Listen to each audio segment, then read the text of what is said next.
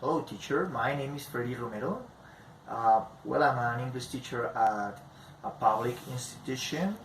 Um, I've got a bachelor degree in English education, teaching at Universidad Distrital, which is called Licenciatura en Educación Básica con énfasis en inglés.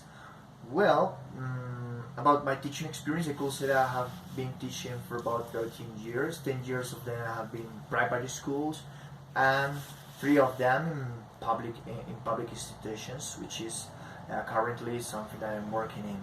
About my strengths as a student in primary school, high school, and university, there are some things I could say. For example, when I was in primary school, I was good at reading. I loved reading. I loved participating in class. I was really good at arts. In high school, I always had questions for teachers, and I didn't rely only in the things they just teach in the school. So I loved going to libraries and taking part in cultural groups and sport groups and something like that. At the university, I remember that I was really good at debates and class discussions. That was something that I liked it.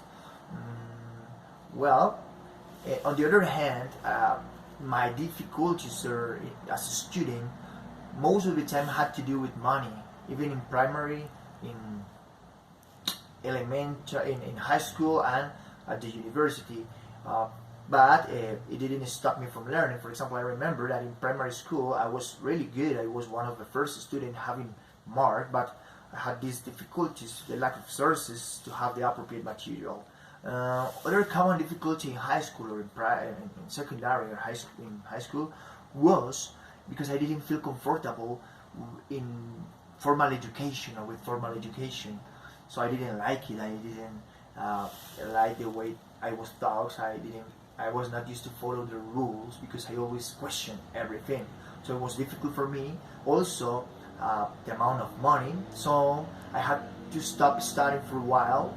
So I started university really old because I had to start working.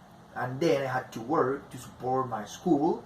And when I finished school, it was so hard to get into the university. When I got to the university, all of their difficulties were that I studied in the morning or in the afternoon, so I had to look for jobs that I could do to mix with my career. So it made it difficult for me to hand my assignments in on time. It was kind of hard for me, but I really did it. So besides, however, I had good grades in that.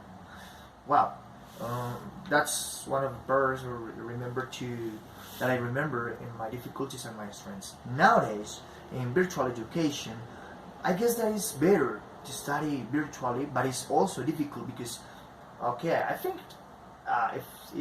if it results or if it remark some of my difficulties or strengths, I guess it's kind of different the situations because in the past there were other kind of opportunities. Now I have a job, I can pay some things, I can afford some materials, but however I'm studying like in a public university, which is cheaper because I couldn't afford like an expensive university.